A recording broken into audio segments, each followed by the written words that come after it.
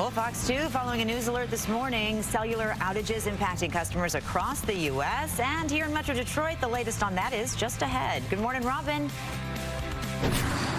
Amy, we are live outside the Southfield Police Department where they are currently investigating 2 overdose deaths. And these are the first overdose deaths in the city in a year and a half. We'll bring you up to speed on what they're dealing with in my live report. Good morning, Brandon.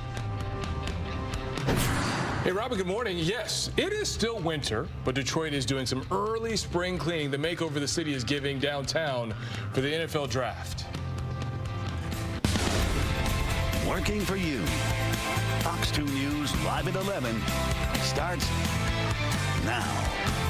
Detroit's making upgrades to downtown. I think some people woke up this morning wanting to make upgrades to their phone. You might be one of them. We're gonna get to this in a little bit, but first, good morning. Thank you for joining us on this Thursday. I am Brandon Hudson, and I'm Amy Lange. Fox 2 continuing to follow this news alert. A nearly coast-to-coast cell phone outage involving some of the nation's biggest carriers. Yeah, you may have woken up confused or concerned as you grabbed your phone this morning. AT&T customers all over the U.S. are among the hardest hit by connection issues. The biggest problem here, though, is it's impacting 911 service in Northville. Well, that includes Northville, Plymouth, Canton, Oakland, and Macomb counties, which use AT&T services. Customers have been taking to social media saying they cannot make or receive calls. So far, no one is saying what caused the problem.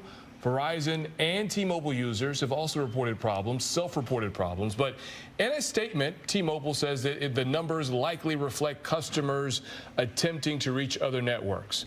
The biggest outage reports are coming from major cities like Los Angeles, Chicago, San Diego, Dallas, and Houston. AT&T says it is working on the issue. Until then, the company recommends customers use Wi-Fi calling. All right, so the other big story, we're following a deadly dose of drugs claiming the lives of 2 family members in Southfield. And all 3 people overdosed, and it happened in front of children. But the quick actions of those kids are helping keep their dad alive. Fox News' Robin Murdoch is live with the story. Robin, good morning. Good morning, Brandon and Amy, and you are so right about that. If these kids did not do what they did when they did, their dad may not be here today. He is currently in critical condition in the hospital fighting for his life, while a few of his friends, 2 of them actually lost their lives in what appears to be a fentanyl overdose. Be mindful of what you're ingesting, because right now we believe that there's a deadly batch out there in the community. A warning from Southfield's chief of police following the first overdose deaths in that city in at least a year and a half. 2 kids, we are told just 5 and 7, came across their dad and a few of his friends unresponsive inside an apartment here in Shiawassee on Wednesday. They immediately FaceTimed their grandma for help. I want to commend those children that had the courage and the forethought to take action. That action helping to resuscitate their 34-year-old father. Police say he was given Narcan and remains in critical condition at last check. The 2 brothers from Detroit found with him unfortunately died from what is believed to be a fentanyl overdose. The DEA now working with Southfield PD to try and figure out exactly what they took and then track down where it came from. It's small town, it's big town. It doesn't discriminate. State Senator Mark Heisinger introduced a bill in Lansing on Wednesday specifically targeting fentanyl dealers. Ironically, it happened within hours of those brothers, ages 37 and 39, passing away at the Southfield apartment complex near 8 Mile and Beach Daily. The bill, part of a bigger border security package aimed at increasing penalties for manufacturing, delivering, and possessing the powerful pain reliever. 2 milligrams is lethal. With the kind of volume that we see coming across the border right now, this is the time to stand up right now. Narcan vending machines are now available and easily accessible throughout Oakland County. A $35 million settlement in a class action lawsuit fighting the opioid epidemic in this area. At least 5 dispensers in Southfield alone, including this one outside the Easter Seals office, is helping to save lives with a single dose, while investigators work to make sense of these latest overdose deaths. The question we have to ask ourselves is, this batch of dope, if you will, where is it at, and who may also be victims to this? Now, the Southfield police have an officer working very closely with the DEA on this. They're currently waiting for some toxicology reports to come back to try and figure out exactly what these men took, and we are told that could take several weeks. We are live here in Southfield. I'm Robin Murdoch for Fox 2 News.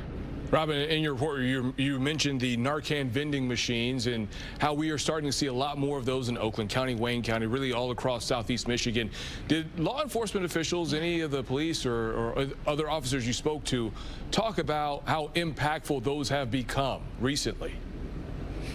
Yeah, you know, they have been used hundreds and hundreds of times all over the area. As you mentioned, these vending machines, they really are popping up all over. We visited one site in Southfield today. We grabbed some ourselves.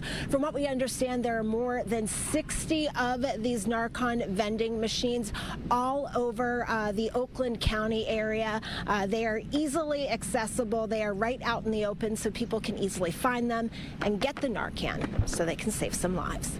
Back to you, Brandon. Life-saving device that fits in the palm of your hand. Robin, we do appreciate it. Thank you so much. Amy.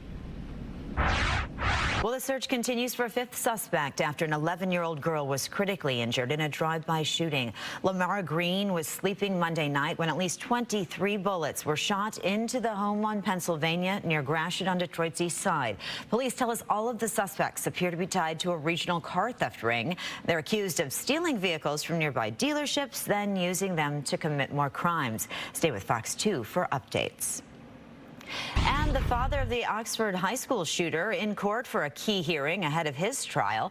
The two sides are hashing out just who should testify. The prosecution wants two students to take the stand to talk about the shooting, but the defense argues that's irrelevant to James Crumbley's case. The judge has yet to rule, but she is allowing the original owner of the murder weapon to take the stand. He's shown the cable lock during the course of the trial. If he testifies it's in the same condition it was in at the time that he resold the gun, that could be relevant. A potential change of venue for the trial was not discussed. The judge will issue a written decision on that and other evidence in the case. James Crumbley's trial is slated to start March 5th. Michigan's Redistricting Commission is going back to the drawing board, and today they want to hear from you. 3 different public hearings. And this was one live at 2nd Ebenezer Church, the first of 3 on Detroit's west side. You were looking at those live pictures from the church, and this session will continue now until 1 o'clock this afternoon. Other sessions are from 2 to 5, and another is from 6 to 8 o'clock. These are the latest in a series of hearings after a federal court ruled the previous district maps were unconstitutional as they were too heavily influenced by race. Again, the public is being invited to ask questions about the proposed changes. Stay with Fox 2 for updates. You can see people gathering at 2nd Ebenezer, and we will have more on this developing story. Well, a deal to settle Highland Park's massive unpaid water bill hitting a snag. And that is because council members in the city have so far refused to approve the final agreement. Highland Park owes the Great Lakes Water Authority roughly $55 million, stemming from a lack of payments over the past decade. This deal would trim the amount to roughly $24 million. But council members say they need more time to make an informed decision after receiving more than 250 pages worth of documents for the first time last week. Well, Detroit is getting ready for some company, a lot of company. More than 300,000 visitors are expected to come in town for the NFL draft. That's right. The city's jazzing up every available space to make Detroit shine. Fox 2's Dave Kinchin has more on just what we can expect to see.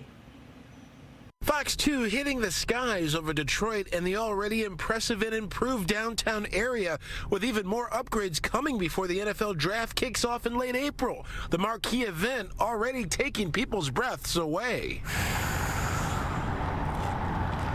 It fits. Yeah. City, NFL, all that. It goes together. It looks beautiful. Cedric Sutton is in town on business and might just have to come back in time to see some significant enhancements thanks to funding from Detroit's Downtown Development Authority. The investments will handle brick replacement on Woodward's sidewalks and facelifts for private parking lots, including landscaping, art murals, and benches. Detroit's pretty cool right now.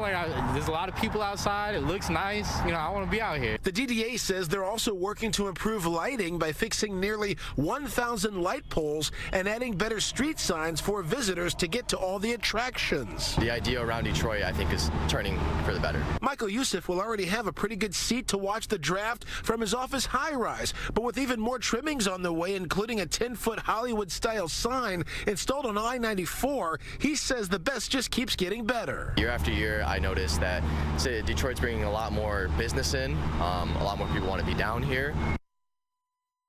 And that's Dave Kinchin reporting. Of course, when it comes to those privately owned parking lots, so we're told owners must receive special certification to take part in this program. And we're learning a bit more about that Hollywood-style Detroit sign that Dave mentioned in his report. According to the city of Detroit, the sign will be put up along I-94 between Wyoming and Central Avenues, and there will be several other signs put up on area highways. The city said that the signs will be about 10 feet tall and currently in the process of being made. Other locations for those signs will be I-75 at 8 Mile, I-96 at Telegraph, I-94 at Moross, Southfield at 8 Mile, and Southfield at Ford Road.